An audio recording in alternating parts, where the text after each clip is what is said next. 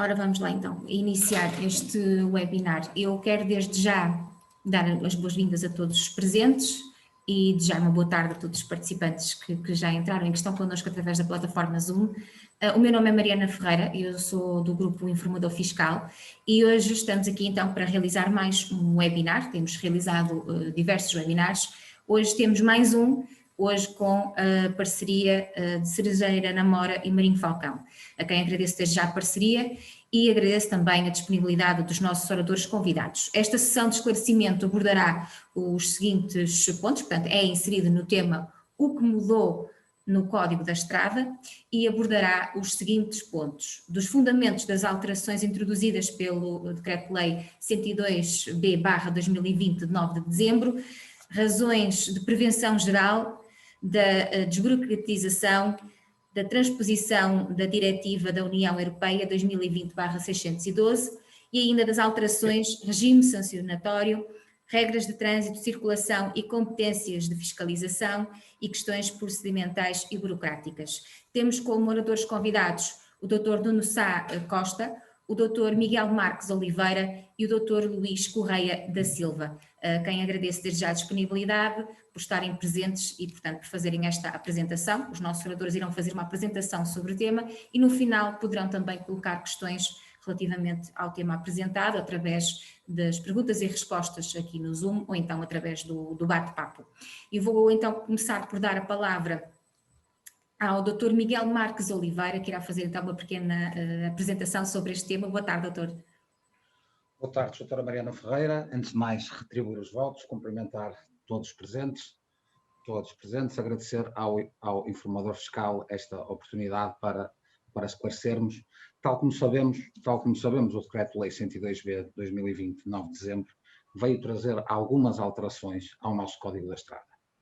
Importa aqui reter, e eu vou falar sobre uma parte dos fundamentos dessas mesmas alterações, nomeadamente na parte atinente à prevenção geral. Isto importa nós retermos aqui, se nós lermos o sumário do dito diploma, nós apercebemos que ele teve como grande objetivo, tal como não podia deixar de ser no direito estradal, a promoção da segurança rodoviária e a diminuição da sinistralidade. Contudo, estamos a falar também de princípios da desmaterialização e agilização do próprio procedimento de contraordenação, e estamos aqui a falar de um procedimento sancionatório e vamos já ver o que é que isso importa. E também algumas das alterações obedeceram ao chamado princípio da desburocratização e da transparência, que já se fizeram sentir noutras realidades do nosso ordenamento jurídico. Por exemplo, o famoso simplex da administração pública. Não é? Isto será uma continuação desse princípio da desburocratização.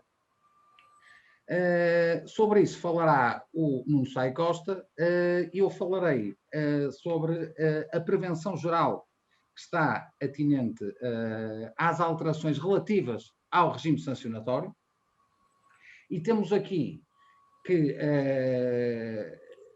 nos situar e dizer que estamos aqui a falar de normas sancionatórias e, portanto, essas normas sancionatórias têm como grande matriz a proteção do bem jurídico que estas visam proteger. E neste caso temos a segurança rodoviária.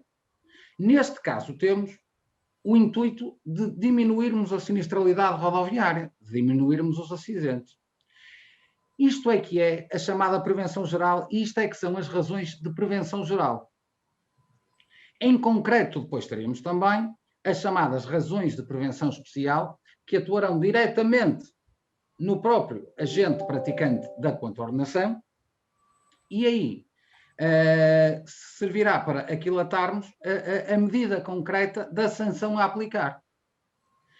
Não apenas quanto ao quantitativo da coima a aplicar, mas também relativamente a se a norma prever também a aplicação de uma sanção acessória, nomeadamente de inibição de conduzir, nós quantificarmos o que é que aquele agente em concreto, relativamente aos antecedentes que teve, relativamente à culpabilidade da sua conduta, qual é a quantificação que ele deve merecer em termos de censura pela autoridade administrativa aqui em causa, que é a Autoridade Nacional de Segurança Rodoviária. Dito isto, passaremos concretamente às alterações em si. E a alteração máxima, aquela que teve mais hype em termos de comunicação social, e compreensivelmente, foi o agravamento da coima e a qualificação desta contornação como contornação grave, equiparando-a à condução sob efeito de álcool, que é a condução com o uso do telemóvel ou de aparelho análogo. Ora bem, se nós tínhamos uma contornação que previa, enquanto coima, um mínimo de 120 euros e um máximo de 600, passou esse limite mínimo de 120 para os 250 e o limite máximo foi alterado para os 1.250.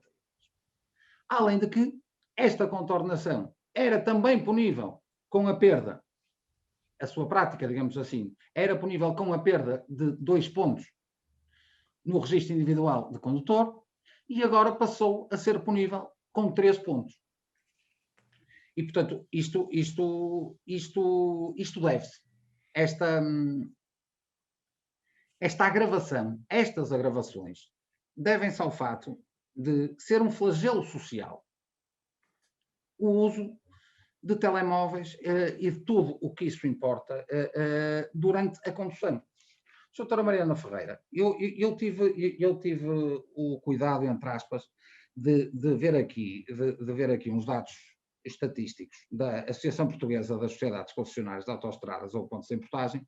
Isto é um estudo reportado a 2018, portanto, quanto mais hoje, não é? Porque os aparelhos usam-se cada vez mais, as aplicações existem cada vez mais e as pessoas estão cada vez mais, perdoem uma expressão, viciadas no uso desses aparelhos e nós não fazemos nada sem o telemóvel hoje em dia, não é? E portanto, esse estudo de 2018 diz-nos já que 32% dos sinistros ocorridos no nosso país, 32%, se devem a razões de distração, nomeadamente pelo uso do telemóvel durante a condução. 32%. Em 2017, estávamos nos 23%. Em 2020, em que ponto é que estaremos? Mas conseguiremos imaginar. Vi também um estudo, o estudo Global Driving Safety Survey, realizado em 2009, pela Liberty Seguros e pela Prevenção Rodoviária Portuguesa, em que 74% dos inquiridos admitem que utilizam telemóvel, ainda que com o sistema de mãos livres, mas isto não deixa de ser uma forma de distração.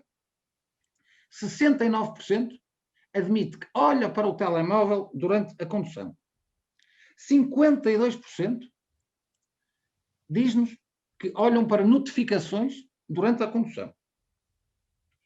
E 18% chega a admitir que durante a condução utiliza aplicações de redes sociais. Vi também um estudo realizado num seminário promovido pelo Instituto Superior de Engenharia do Porto, chamado Efficient and Safe Mobility, que chegou às seguintes conclusões. O uso do telemóvel durante a condução torna mais lentos os tempos de reação do condutor, aumenta 20 vezes o risco de colisão, quando em uso em sede de redes sociais, 6 vezes. E a utilização de telemóvel, ainda que com o sistema mãos livres, aumenta o tempo de reação em 50%, o que, evidentemente, aumenta o risco de atropelamento. Portanto, existe aqui uma razão de prevenção geral extremamente forte e o legislador, e bem, quanto a mim, está atento a isso e, portanto, há que tornar mais gravosos esses comportamentos e daí essa agravação, não apenas na perda de um ponto adicional em relação ao que se verificava, mas também quanto à moldura contornacional abstrata, portanto, ao aumento das coimas a aplicar. Relativamente ao álcool, temos aqui uma alteração que eu considero importante também, que era já de prever, devido ao surgimento na nossa sociedade dos chamados veículos TV10. Tal como sabemos, doutora Mariana Ferreira, os condutores de táxis, não é? de quem transportava passageiros, estava sujeito a um limite mínimo de álcool no sangue inferior a um condutor normal.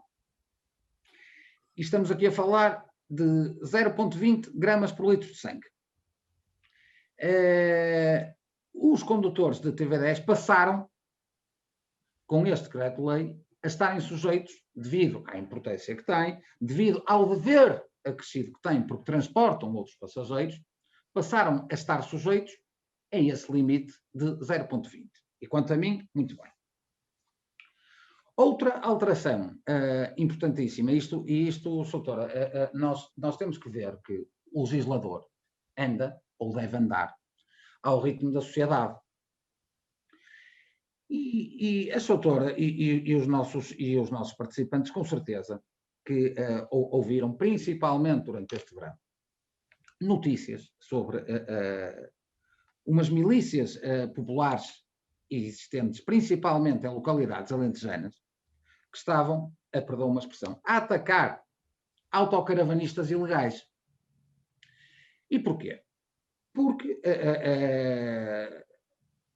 o autocaravanismo é algo de salutar, só obedece a regras.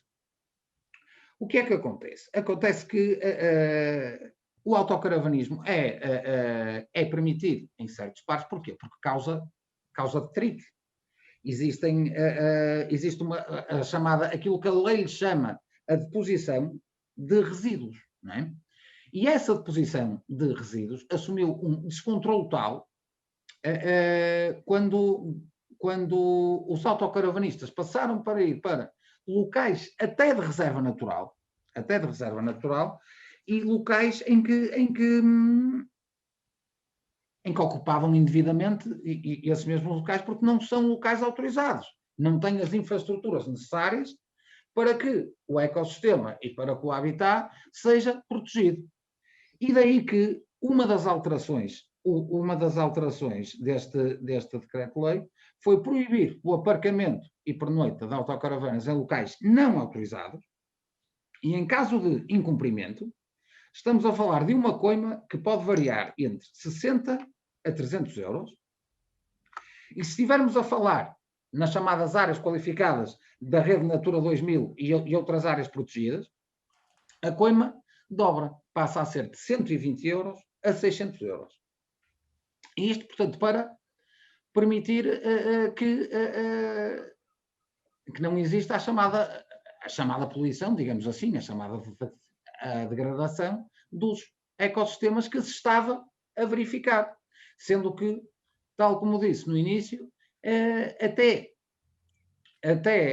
houve populares que se uniram e que decidiram agir as pensas próprias e sem qualquer fundamento legal para expulsar esses autocaravanistas ilícitos, chamemos-lhe assim. Importa, quanto a esta alteração, importa aqui nomear também que, quanto a este tipo de contornação, foram atribuídas competências de fiscalização para atuarem fora das vias públicas e nas áreas protegidas, à GNR, à PSP, à Polícia Marítima e até aos próprios municípios. Portanto, a própria Polícia Municipal do município da Zambujeira do Mar, do município, seja de onde for, da Zambujeira do Mar, não,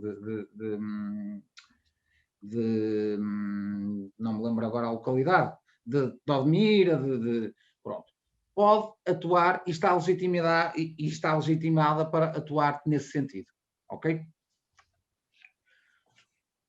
Doutora Mariana Ferreira e restantes participantes, outra outra alteração que eu considero importantíssima e que só peca por tardia é a obrigatoriedade de os chamados veículos lentos, os tratores, as máquinas agrícolas, máquinas florestais, máquinas industriais, terem obrigatoriamente que circular com um aro de proteção, ou um aro de proteção, como lhe quisermos chamar. Sendo certo que ele deve ser homologado. Qual é a importância disto, doutor? Nós vemos nas notícias, perdão uma expressão, volta e meia, vemos criança atropelada por trator, porque não havia visibilidade suficiente. Condutor atropelado por trator porque estava a atrelar e perdeu o controle da máquina, e foi, passando a expressão, colhido. Isto é importantíssimo. Era uma razão de sinistralidade muito preocupante, digamos assim. Principalmente relativamente a crianças e até idosos que não têm a mesma capacidade de reação que um homem médio, chamemos-lhe assim, tem. E, portanto, este tipo de veículos que era negligenciado é obrigatório circular agora com este arco de proteção. Se houver incumprimento desta obrigatoriedade legal, se houver um mau uso desta obrigatoriedade legal, a punição consubstanciar-se-á numa coima que pode variar entre os 120 e os 600 euros, o que já é de uma certa determinada. Como disse também, o legislador adapta-se à mudança dos tempos, ou deve adaptar-se à mudança dos tempos. Como vemos hoje em dia, vemos o surgimento de veículos novos, digamos assim, e estou concretamente a falar nas chamadas trotinetes elétricas, utilizadas hoje em dia, não só para fins lúdicos, mas com um fim específico, por exemplo, com fins turísticos. Não é? Aqui no Porto, nós somos do Porto, passando agora a pormenorização, e nós no Porto vemos na zona da Ribeira, vemos noutras zonas turísticas, aquilo está cheio de trotinetes elétricas e importava regular, tal como Lisboa, digamos assim, e importava regular essa circulação desses veículos de transporte. E o que nos veio trazer este decreto-lei é que as trotinetes elétricas que atinjam a velocidade máxima de 25 km/h, ou que tenham uma potência máxima contínua até 0,25 kW, assumem o mesmo estatuto que as bicicletas. São equiparadas a bicicletas. E podem circular nas chamadas ciclovias e nas vias para peões e velocites. E este decreto-lei proibiu a circulação nessas mesmas vias das trotinetes elétricas que atinjam velocidades superiores a esses limites ou que tenham uma potência máxima superior aos limites que referi.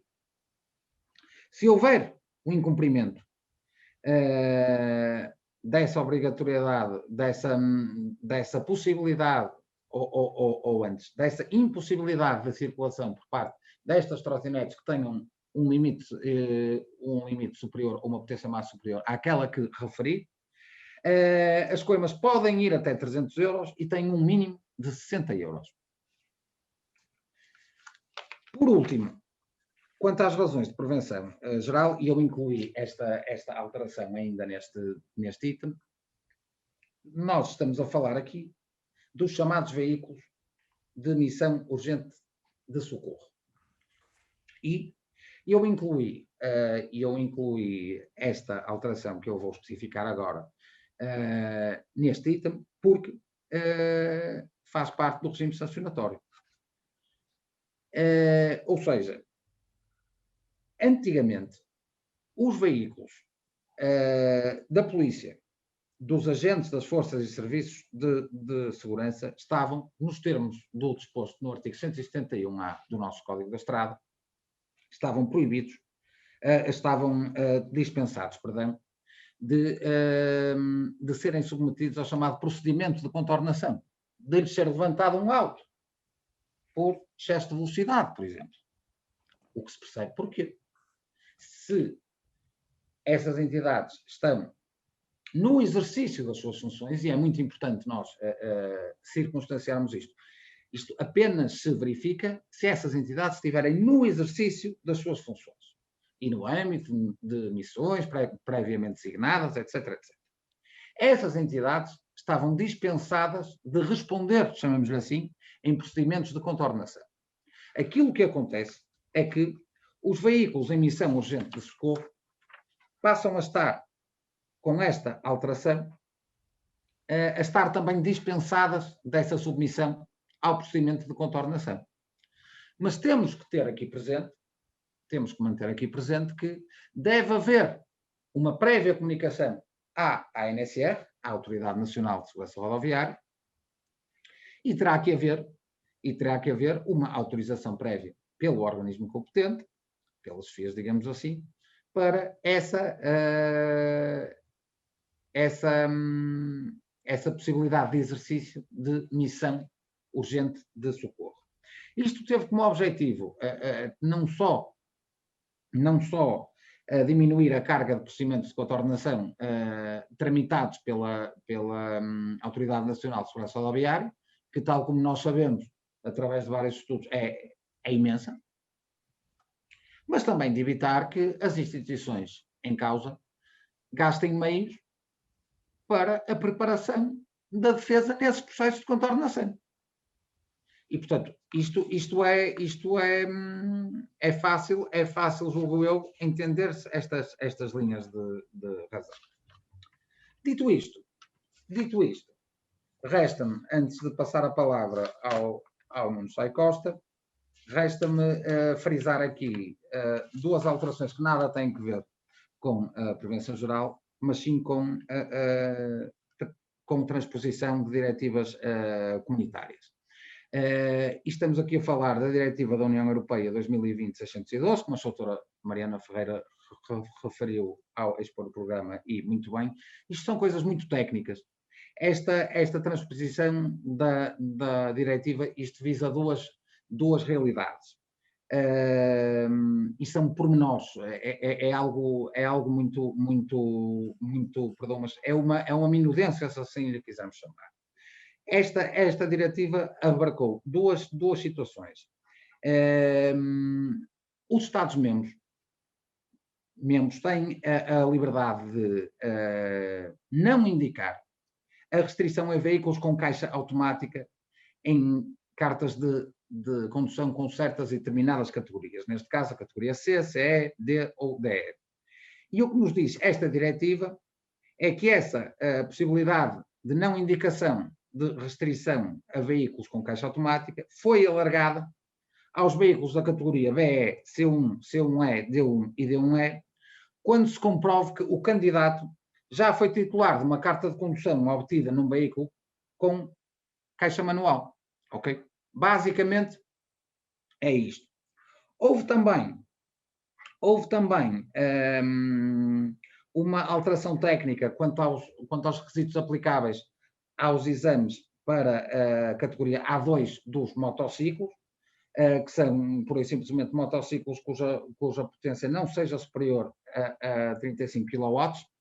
Esta carta é possível ser obtida por maiores de 18 anos e visa esta alteração assegurar que os candidatos sejam examinados em veículos representativos dessa mesma categoria, coisa que ainda não estava prevista anteriormente, e, portanto, foi uma retificação legal, se assim lhe quisermos chamar.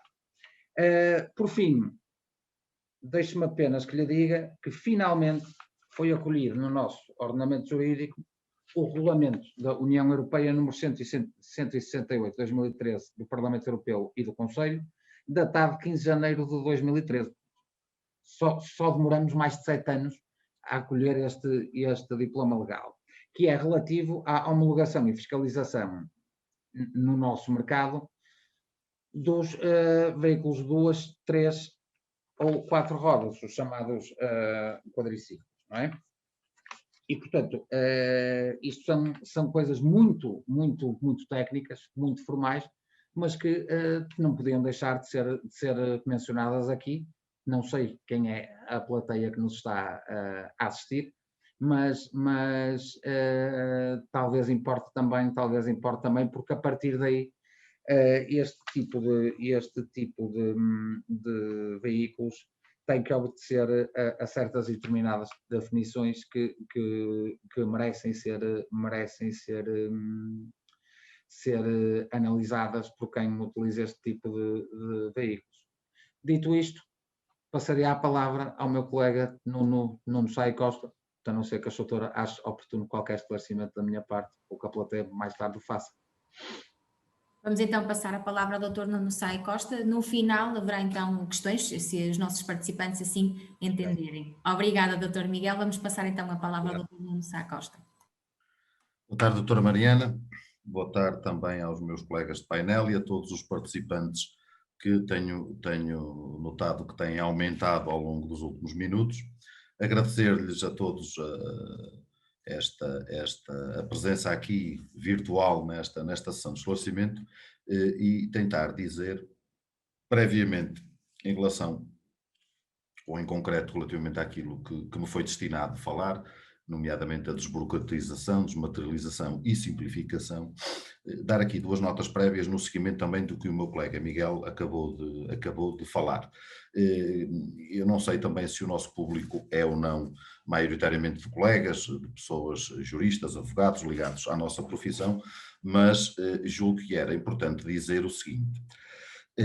Como se sabem, esta é uma alteração relativamente substancial ao Código da Estrada, a última, com esta dimensão ainda superior, diria, data de 2005.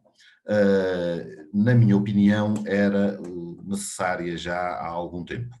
E em concreto, no que toca ao assunto que me foi destinado aqui a falar, eu julgo que esta alteração poderia ter ido substancialmente mais longe. Não só em relação a alguns dos pontos que aqui vou mencionar de seguida, mas porque entendo que nesta área do Código da Estrada, das regras estradais e também do seu não cumprimento e, portanto, tudo aquilo que é o procedimento e o processo judicial subsequente, levaria à obrigatoriedade de alterar outro tipo de diplomas, mas julgo que seria benéfico para estas matérias e para aquilo que se pretende, no fundo, que é que cada vez mais os cidadãos cumpram as regras estradais e, portanto, que haja menos acidentes, começando por aqui e outros relativamente a estes assuntos. Este decreto, na minha opinião, não foi tão longe, como dizia, relativamente à desmaterialização e simplificação, e eu sintetizaria em 6 alterações mais importantes no que tocam a esta matéria. 6, mais uma que o Miguel já abordou, sendo que 3 delas têm diretamente a ver com aquilo que nós, cidadãos, diariamente temos que nos confrontar naquilo que é o exercício da condução e não só a condução, mas também os peões e todos aqueles que utilizamos vias de comunicação e conexas, e outras que têm mais a ver diretamente com aquilo que é a função das entidades fiscalizadoras, nomeadamente a Autoridade Nacional de Segurança Rodoviária e todas as outras que o meu colega Miguel aqui acabou também de mencionar e que têm a ver com esta matéria. A primeira delas, e parece-me importante, julgo que já tardia, porque já há muito que deveria ter sido feita, é a criação da Carta de Condução Digital. Nós hoje temos, numa série de outros setores da nossa sociedade, nomeadamente na autoridade tributária, nomeadamente noutros setores, registros, etc., temos efetivamente uma simplificação. Todos se recordam que este léxico do simplex foi introduzido no ordenamento jurídico português e na sociedade portuguesa a partir de 2006, quando o governo de então resolveu modificar algumas das regras e procedimentos e começar a modernizar aquilo que é a administração pública portuguesa, o que levou à criação da AMA, da Agência para a Modernização Administrativa, que tem vindo aliás, na minha opinião, em geral, a fazer um excelente trabalho, e mais uma vez aqui também plasmado em algumas destas alterações, embora, como disse há pouco e repito, não foram tão além do que deveriam ter ido, na minha opinião.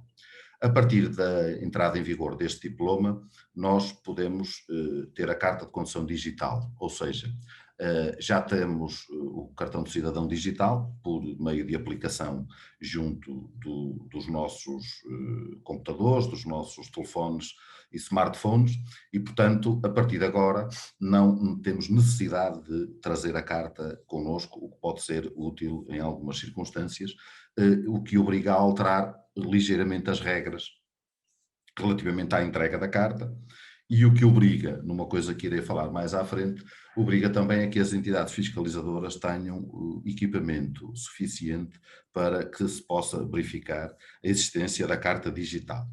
Ou seja, se eu for mandado parar, usando o exemplo do Miguel há pouco, na Zambujeira do Mar, será que a GNR da Zambujeira do Mar irá ter a aplicação necessária para perceber se da minha aplicação web a minha carta de condução está corretamente emitida, se não foi apreendida ao abrigo de nenhum processo, etc, etc. Em segundo lugar, numa alteração que me parece talvez o ponto fundamental em que o legislador poderia ter ido mais além e não foi, prende-se com a notificação em processos de contraordenação. Eu dividiria este tema em dois, nomeadamente a notificação em processos de contraordenação e a prática de atos processuais mediante a aposição de assinatura digital. Nós, advogados, julgo que a maioria dos participantes também o serão, estamos habituados a explicar aos nossos clientes, quando nos aparecem com uma multa de trânsito, o seguinte: paga coima, porque na Autoridade Nacional de Segurança Rodoviária eles têm duas pilhas. Têm a pilha dos processos em que as coimas foram pagas e têm a pilha dos processos em que as coimas não foram pagas. E como existe falta de mão de obra, normalmente o que anda são as pilhas, ou a pilha, digamos, dos processos em que as coimas não foram pagas. Ora, parece-me aqui uma tentativa do legislador agilizar os processos de contraordenação, que na minha opinião estará um bocadinho aquém. Porquê? Porque era preciso também alterar eventualmente a lei que regula os processos de contraordenação. Porque não é suficiente, na minha opinião, que por escolha, digamos assim,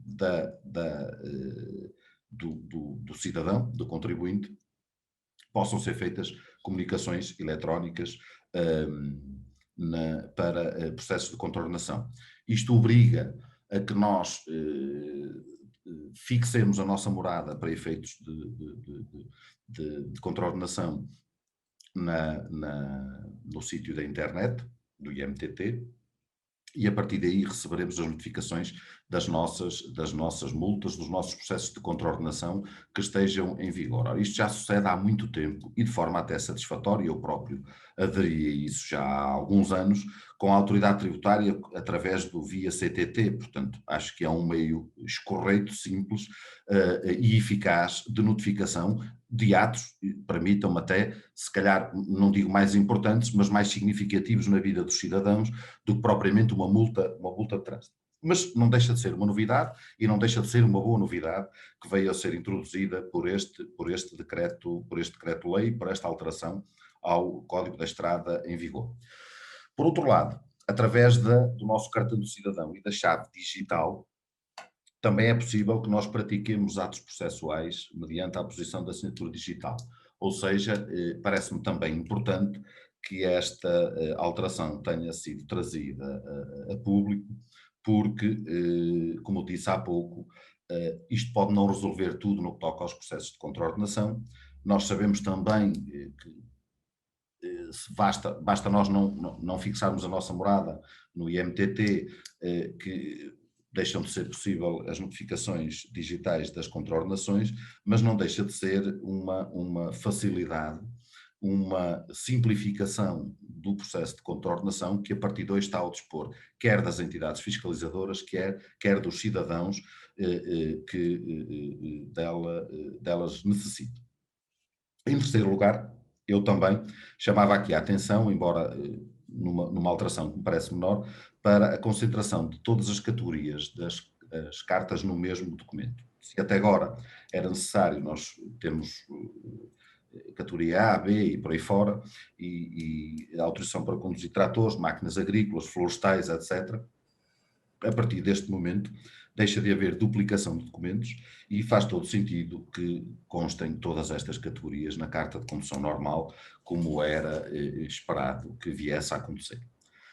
Em quarto lugar, e tocando aqui num ponto que o meu colega Miguel já referiu também, já estava previsto no Código da Estrada que veículos de agentes de segurança, serviços de segurança, órgãos de polícia criminal, fossem dispensados do procedimento por infrações em virtude de se encontrarem ao abrigo ou no exercício das suas funções.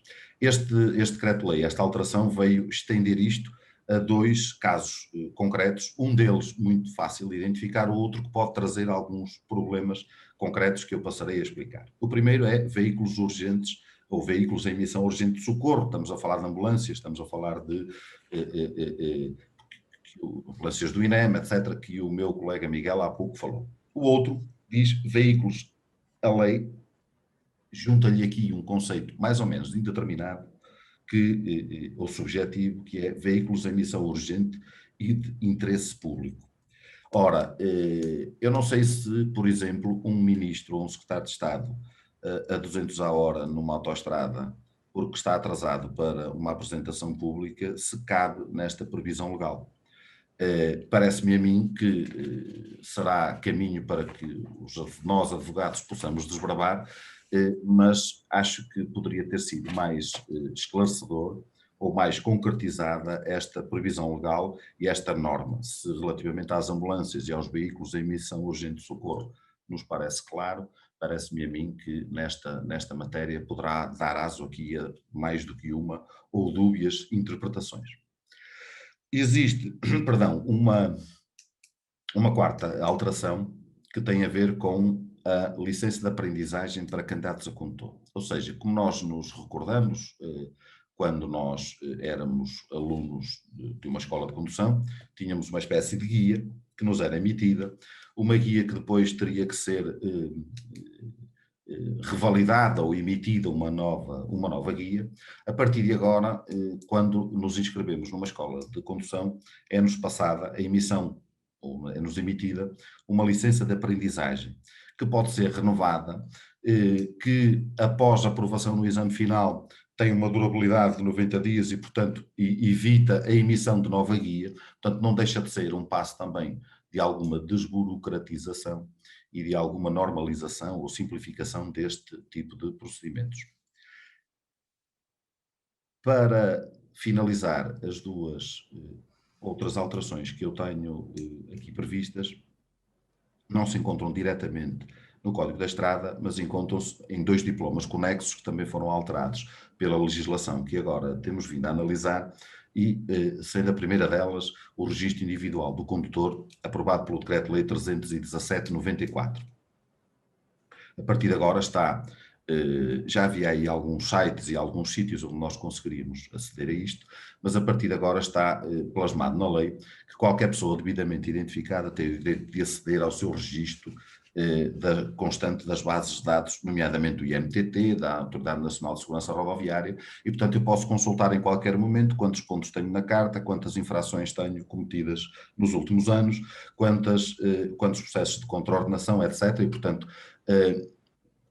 temos aqui uma forma mais simples também de podermos, por consulta por via eletrónica, aceder ao nosso registro individual do condutor e eventualmente reproduzi-lo até para aquilo que for necessário. A última das alterações tem a ver também com um decreto-lei que foi alterado, o 138 de 2005, que foi alterado por esta legislação e que prevê o regulamento de habilitação legal para conduzir. Aqui parece-me também importante esta simplificação, porque tem a ver com a emissão e a transmissão do atestado médico e do certificado de avaliação psicológica que nós necessitamos para a emissão e especialmente para a revalidação do título de condução. Ou seja, Isto, quem já passou por isto tem conhecimento que de facto, era um processo relativamente burocrático e demorado, e que sob epígrafe iSimplex Cap Online, o Governo prevê agora, sob a forma de lei, a possibilidade de esta emissão ser feita eletronicamente. Não deixa de ser engraçado que julgo que no artigo 12º deste decreto que prevê, ou do Regulamento de Habilitação Legal para Conduzir, não deixa de ser engraçado que o Governo artigo 14º, peço desculpa, o Governo tenha previsto, ou o legislador tenha previsto, que na linha A do número 2, que começa assim, em caso de mau funcionamento do sistema informático. Portanto, não deixa de ser engraçado. Eu há pouco dizia que esperamos que as forças de segurança tenham os meios próprios para poderem fiscalizar, nomeadamente cartas digitais, cartas de condução digitais, etc, etc. Aqui é o próprio legislador quem assume que o sistema informático pode não funcionar e, portanto, inclui esta nas exceções da possibilidade de ser emitido em papel, como até hoje, e não emitido e transmitido eletronicamente. Portanto, em resumo, eu diria que esta desburocratização foi sintetizada nestes 7 pontos que acabei de transmitir, ficou um bocadinho aquém daquilo que, na nossa opinião, deveria ter ficado. Como digo, de todas aquelas que eu falei, se calhar aquela com que lidamos diariamente e com que os cidadãos se defrontam ou se confrontam muitas vezes, tem a ver com os processos de contraordenação, com a emissão de multas, com as notificações, com a confusão que muitas vezes graça nos meios de defesa e que nós podemos ter acesso, mas, como disse também, era necessário aí que houvesse alterações a outros diplomas legais que não apenas ao Código da Estrada, para que pudéssemos efetivamente simplificar o procedimento, a parte do procedimento administrativo e depois a parte da impugnação judicial relativas às contraordenações. Julgo que num país de simplex, num país em que, como falei há pouco, a Agência da Modernização Administrativa pretende cada vez mais facilitar a vida aos cidadãos, há pontos interessantes, alguns dos que mencionei neste novo diploma, mas parece-me a mim, isto para terminar, que ficamos um bocadinho aquém daquilo que poderíamos ter ido. Esperemos que numa próxima, que não demoremos mais 7 anos a integrar diretivas comunitárias, que numa próxima alteração, quem sabe até mais de fundo, ou ao Código da Estrada, possamos aí sim ter uma efetiva e concreta simplificação, que não passe muitas vezes por uma mudança de norma para ajudar aqueles que recorrem à necessidade do Código da Estrada. Doutora Mariana, era isto que eu tinha preparado para falar aos nossos participantes. Tal como o meu colega, mantenho-me disponível também para responder a qualquer questão ou algum esclarecimento que seja necessário. Obrigada, Dr. Nuno. Vou passar então a palavra ao nosso próximo orador convidado, o Dr. Luís Correia da Silva. Boa tarde, doutor. Boa tarde. Antes de mais, meus respeitosos cumprimentos a todos os presentes, nas pessoas aqui moderadora, a doutora Mariana Ferreira, os oradores convidados e meus colegas de trabalho, o Dr. Nuno Sá Costa e Miguel Marcos Oliveira, e também os demais presentes que também tenho reparado que têm aumentado e também já participado com o Sr. Pedro Laranjeira a fazer questões. Ora, nós estamos aqui com um fim, que é saber o que mudou no Código da Estrada, designadamente em saber os fundamentos e alterações que foram introduzidos pelo último decreto-lei de dezembro, que já foi em alguma parte tratada pelos meus colegas Nuno Sá Costa e Miguel Marcos Oliveira, mas também temos que saber quais é que foram as efetivas alterações, e é este painel que agora dedicamos alguns minutos, sem me querer alongar muito. Ora, esta foi a 20ª alteração ao Código da Estrada, que resultou na transposição da Diretiva 2020-612, como já foi dito, e não posso deixar de dizer que a transposição desta diretiva vem mostrar uma contínua preocupação da União Europeia, que vem já desde 2006, com a diretiva de 2006 do Parlamento Europeu, também de dezembro, e a preocupação na busca de uma maior harmonização nas políticas rodoviárias comunitárias. Ora, a livre circulação de pessoas e de mercadorias implica a realização de uma política comum dos transportes e da segurança rodoviária, contribuindo para uma melhor segurança rodoviária, que é, no fim, o fundamento de toda esta alteração a última alteração do Código da Estrada. E também para facilitar a circulação das pessoas que se estabelecem num Estado-membro diferente daquele que emitiu a carta de condução.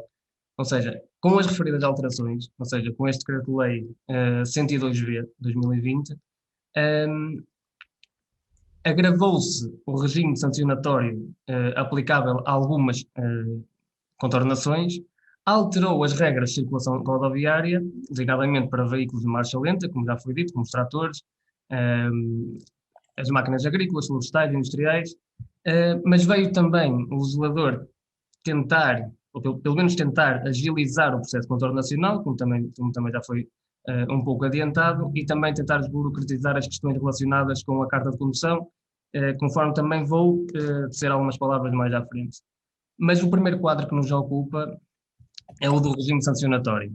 E sem me querer alongar muito, vamos então ver quais é que são as principais alterações no Código da Estrada em dezembro. Em primeiro lugar, não poderia deixar de ser o primeiro lugar, a nova lei vem agravar, como já foi dito, a coima pelo uso de telemóvel durante a condução. Este agravamento é previsto no artigo 84 do Código da Estrada, passando dos habituais 120 euros a 600 euros, numa moldura abstrata aplicável, para 250 a 1.250 euros. Ora, a este propósito, o que é que o legislador fez? O legislador equiparou o uso do telemóvel durante a condução ao regime da condução sob o efeito do álcool, considerando-se então agora uma contornação grave, nos termos do artigo 145, número 1, a linha N, no Código da Estrada. O que é que isto significa no fundo? E o que interessa para as pessoas que nos estão aqui a ouvir, que não sejam advogados, o que é que isso interessa? É que o uso do telemóvel agora passa a ser sancionada, além de coima, daquela coima, agora agravada a 250 a 250, passa também a existir a aplicação de uma sanção acessória de inibição de conduzir pelo período de 1 a 12 meses, que é aplicável a todos os regimes, a todas as contravenções graves. Esta pode eventualmente ser suspensa na sua execução, consoante o infrator seja reincidente ou primário. Mas isso já depende, como o Dr. Miguel disse, da prevenção especial, da prevenção sobre o concreto infrator. E além disto, há ainda um agravamento no regime de pontos, ou seja, há agora uma subtração de 3 pontos na carta de condução, que vem previsto no artigo 158, número 1, a linha A, do Código da Estrada, em vez dos anteriores 2 pontos. Ou seja, sem dúvida, há uma agravação do regime para o uso do telemóvel durante a condução. Numa segunda vertente, numa segunda alteração, e passando a fazer isto de forma certificada, com a entrada em vigor deste diploma em dezembro, passa a ser possível a apresentação, e creio que era isso que o Sr. Pedro Laranjeira se estava a referir na questão, passa a ser possível a apresentação às entidades fiscalizadoras, à GNR, ao PSP e outras autoridades, a carta de condução digital. E o que é que isto significa? Significa que, através da aplicação para telemóvel, que se chama e pode ser obtida no Google Play ou para Android ou no iOS para iPhones, a aplicação chama-se id.gov.pt.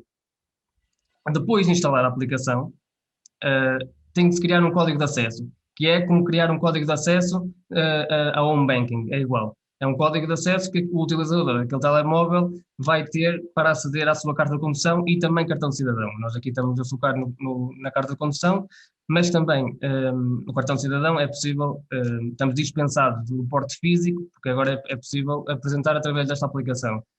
Ora, logo após introduzir esse PIN, que é escolhido por nós, surge a possibilidade de associar o cartão de cidadão, a carta de condução e o cartão da ADSE, para quem o tem.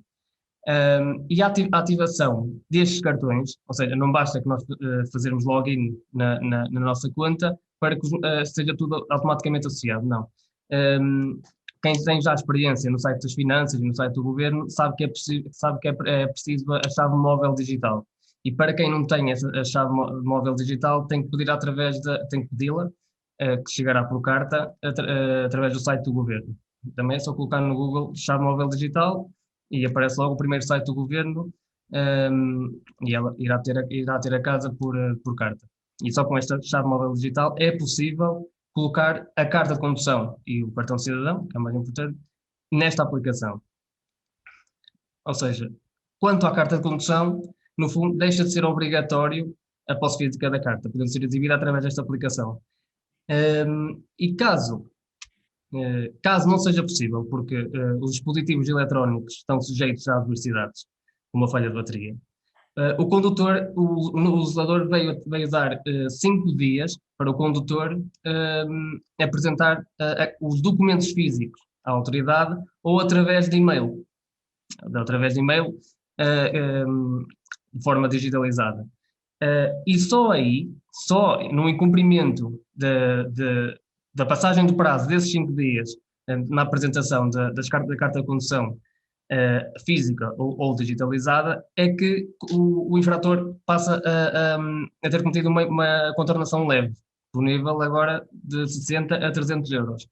Esta é, no fundo, a grande alteração do Código da Estrada, até porque nos dispensa, aliás, muitas vezes acontece, nos esquecemos da carta de condução em casa, que geralmente está na carteira, e levamos uma contornação leve,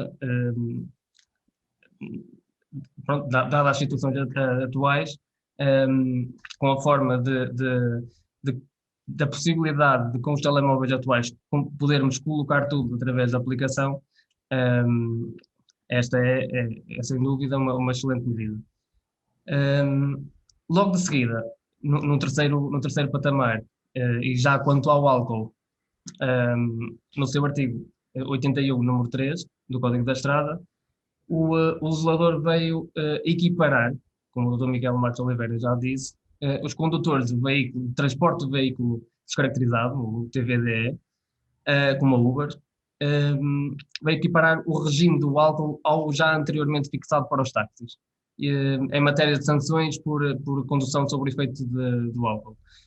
Ou seja, considera-se agora uma redução da taxa do álcool no sangue para igual ou superior a 0,2 gramas por litro, que era aquela que vigorava para os taxistas. Ou seja, o habitual mínimo, sabemos que é 0,5 gramas por litro, passa a 0,2 para os condutores de veículos TVDE, sendo que entre 0,2 a 0,5 é considerado uma contornação grave, sujeita ao regime das contornações graves, que eu disse acima, a propósito da condução sob o efeito com o telemóvel, que está sujeita à sanção acessória de inibição de conduzir, e também à subtração de 3 pontos. Já se verificar entre 0,5 a 1,2, a contornação é muito grave, originando o pagamento de uma coima que varia, salvo erro, entre 500 a 2.500 euros, que neste caso, como é muito grave, a sanção acessória de inibição de conduzir passa de 2 meses mínimo para 24 máximo, e a subtração de 5 pontos na carta de condução. Estas foram, no fundo, as alterações de dezembro respeitantes ao álcool. No que respeita ao álcool, foi só esta a alteração. Depois, num quarto patamar, em artigo editado, creio que o 50A, artigo 50A, o legislador veio proibir, como já foi também, já falado anteriormente, o aparcamento e a pernoita de autocaravanas fora dos locais autorizados. Ora, e é preciso perceber o que é o aparcamento para efeitos do Código da Estrada. Se é um simples estacionamento ou se é algo mais do que isso. Eu diria que é algo mais do que isso. Não é um simples estacionamento de uma autocaravana. O aparcamento significa o estacionamento de um veículo cuja ocupação real é superior ao tamanho do seu perímetro, do veículo. Isto é o aparcamento, e é o que geralmente acontece quando alguém que conduz uma autocaravana estaciona para pernoita. Vai utilizar muito mais o espaço do que o perímetro do próprio veículo. E o mais à frente, já no âmbito do outro painel, vou voltar a falar desta norma relativamente a uma nova regra de circulação, mas mais à frente, no outro painel, voltarei a ela. Mas ainda porque estamos ainda no painel do sancionatório, o incumprimento desta norma, deste novo artigo aditado, a coima vai variar entre 60 a 300 euros, salvo se tratar de pernoita em áreas de rede Natura 2000 e áreas protegidas. Ou seja, se tratar de um simples aparcamento, a coima vai de 60 a 300. Se, porém, se encontrar a autocaravana na rede Natura 2000 ou áreas protegidas, de forma municipal ou nacional, a coima duplica de 120 para 600 euros, constituindo, não obstante, contornação leve, que está não está sujeita à sanção acessória nem a retirada de pontos. Depois também, num quinto patamar, existe novidades também relativamente aos veículos lentos, tratores, máquinas agrícolas, máquinas florestais, industriais, em que aqui é simples, passa a ser obrigatório, o que não era, instalar arcos de proteção, ser necessária a sua homologação. E para os aqui presentes que tenham interesse nesta matéria, essa homologação deverá ser requerida ao IMT, porque o incumprimento ou o mau uso, tal como o Dr. Miguel já disse, é punido com coima de 120 a 600 euros, no agora atual 82, no artigo 82 do Código da Estrada. Sem querer alongar muito, mas ainda no regime sancionatório, uma das maiores novidades do novo regime estradal é a inclusão das trotinetes elétricas, porque efetivamente é uma realidade que não pode ser ignorada, talvez peca por tardia, porque já assistimos, nós se calhar já assistimos, ou pelo menos vimos notícias de acidentes provocados por trotinetes ou atropelamento mesmo por trotinetes com consequências graves. E esta realidade não poderia ser ignorada e seria uma falha enorme se não tivesse sido abordada pelo legislador. Estas agora passam a ser equiparadas a bicicletas, são quase tão perigosas como uma bicicleta na estrada. E como se sabe, as bicicletas não podem andar em cima do passeio, não podem andar em zonas destinadas a peões, e por alguma razão mas da maneira como o Código da Estrada estava redigido, relativamente às trotinetes, nada estava estipulado, ou seja, as trotinetes, pese embora atingem velocidades se calhar mais altas que uma bicicleta, também depende da bicicleta, poderiam andar nesses. Ora, havia aqui uma contradição, e então é de louvar esta inclusão das trotinetes elétricas no regime estradal, que passa a estar equiparado a bicicletas, aos velocípedes, quando atingem uma velocidade máxima até 25 km por hora, ou contínua até 0,25 kW, que está previsto no artigo 112, número 3 do Código da Estrada. As trotinetes, e aqui também é uma inovação no Código da Estrada, é que as trotinetes que atingem velocidades superiores a esses limites ficam sujeitas, os condutores dessas trotinetes ficam sujeitas ao regime das contornações graves, o que não deixa de ser deixa de ser curioso, porque o regime das contornações graves está pensado para quem tem carta de condução, e muitas vezes quem conduz trotinetes elétricas não tem carta de condução, e por aí não poderá ser aplicada a subtração de pontos nem o regime da sanção acessória de inibição de conduzir, mas efetivamente ficam sujeitas a coimas que vão de 60 euros a 300 euros, ou então regime das contornações graves. Mas isto caso circulem em desrespeito pelas respectivas características técnicas da circulação que são aplicáveis no caso concreto. Ou seja, isto no fundo, o que é que o legislador quis vir aqui dizer? As trotinetes, e isto dizendo de forma simples, as trotinetes não podem andar nas vias destinadas a peões e velocípedes. Okay? Tem que circular nas vias destinadas a velocípedes e não a peões. E há novidades também, mudando de assunto, mas ainda no painel do regime sancionatório, há novidades também para o transporte de crianças, que, à semelhança do que já sucedia com os automóveis destinados ao transporte público de passageiros, como os táxis, no que respeita ao transporte individual e remunerado de passageiros em veículos caracterizados, os tais TVDE, que muitas vezes vemos na parte de trás dos veículos, e também aplicável aos veículos de transporte de doentes, podem ser transportadas crianças com idade inferior a 3 anos quando o veículo não esteja equipado com cinto de segurança, desde que não seja nos bancos da frente. Ok?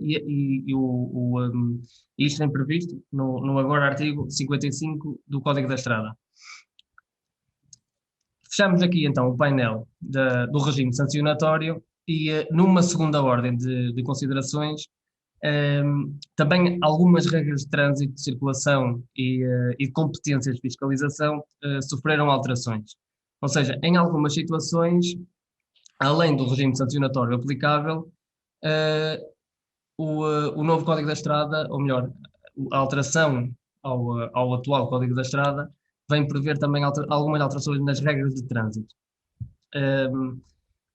Portanto, como vimos no painel anterior, o próprio regime sancionatório comporta per si alterações rodoviárias, como é o caso, e voltando ao assunto das autocaravanas, o aparcamento e pernoita de autocaravanas em locais não autorizados, o incumprimento varia consoante se trate ou não de rede Natura 2000 e áreas protegidas.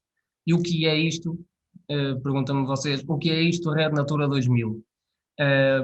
Isto é uma lista, basicamente é uma lista, é uma rede de áreas designadas para conservar os habitats e as espécies selvagens raras, ou pelo menos muito vulneráveis, e que resulta da aplicação de 2 diretivas da União Europeia.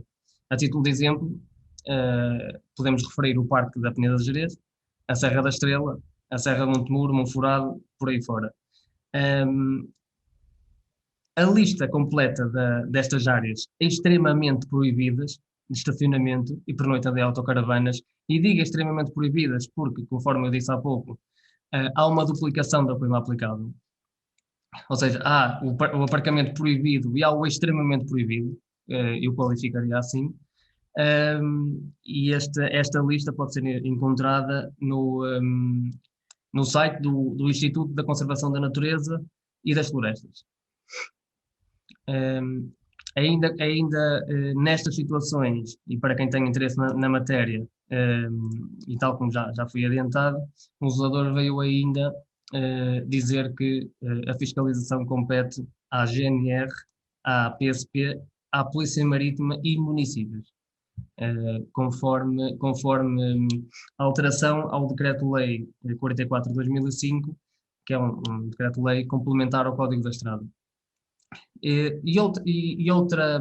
Outra regra estradal também foi abordada no regime sancionatório, é o caso dos veículos lentes. Como vimos, passa a ser obrigatório instalar e utilizar estrutura, e essa estrutura visa, entre outras medidas de segurança já avançadas pelo Dom Miguel, visa também evitar aquilo que os tratores, principalmente os tratores agrícolas, estão sujeitos, que é o capotamento.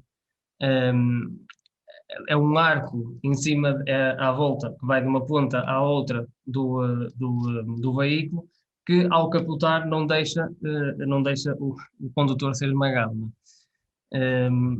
E esta agora, conforme vimos no regime sancionatório, comporta a falta ou a má utilização do arco, comporta uma contornação leve. O próprio processo de contorno nacional e os aspectos burocráticos que a legislação anterior contemplava foram alterados também, e aqui encontramos o que para mim é a alteração mais significativa. Ou seja, a alteração com mais peso, aquela que provavelmente se vai sentir mais relativamente à alteração ao Código da Estrada e diplomas conexos.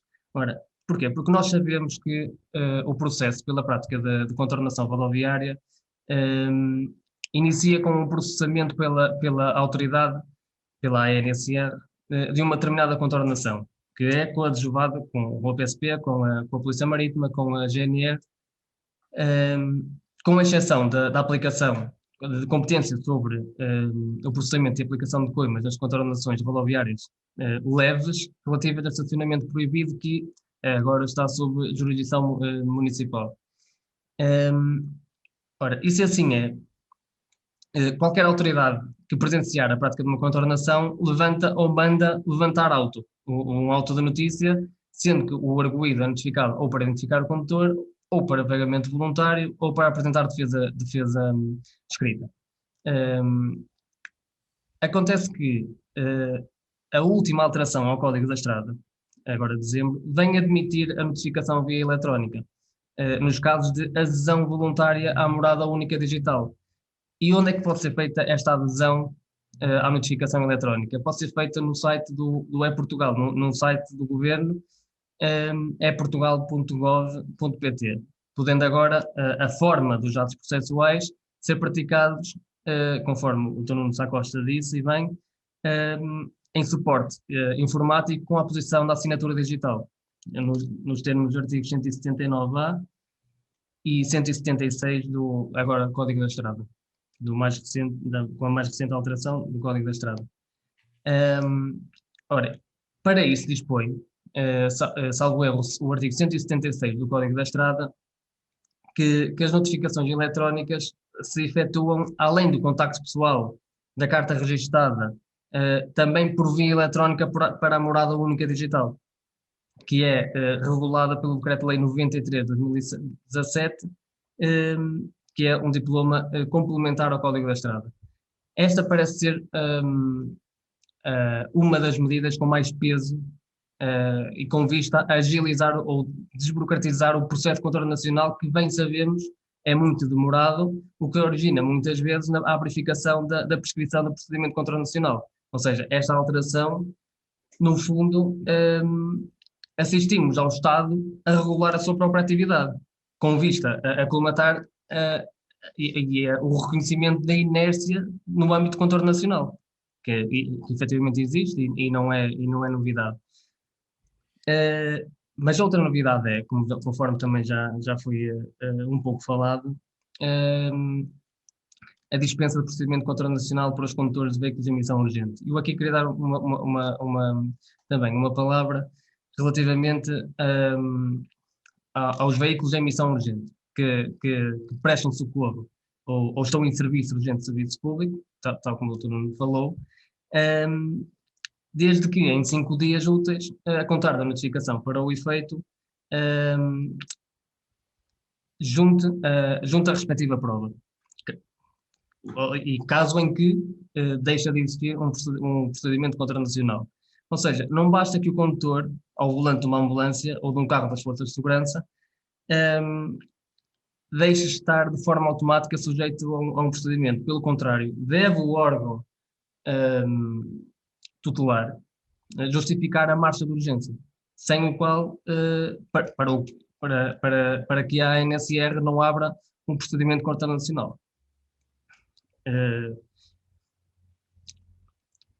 E ainda no painel das questões burocráticas e procedimentais, o novo decreto-lei visa, também, como o Dr. Nuno já disse, em obediência aos princípios da democratização e transparência, e através de medidas de simplificação administrativa, introduziu várias alterações ao regime das cartas de condução que, no fundo, além de concentrar todas as categorias num único documento, ou seja, a lei vem eliminar as licenças habitualmente tiradas para a condução de tratores agrícolas e máquinas industriais e florestais, passa a ser possível reaver as cartas de condução que estão caducadas.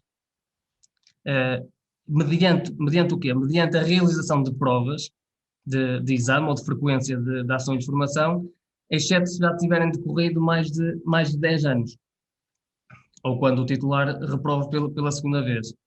Também a novidade é a emissão e transmissão do atestado médico e certificado de avaliação psicológica.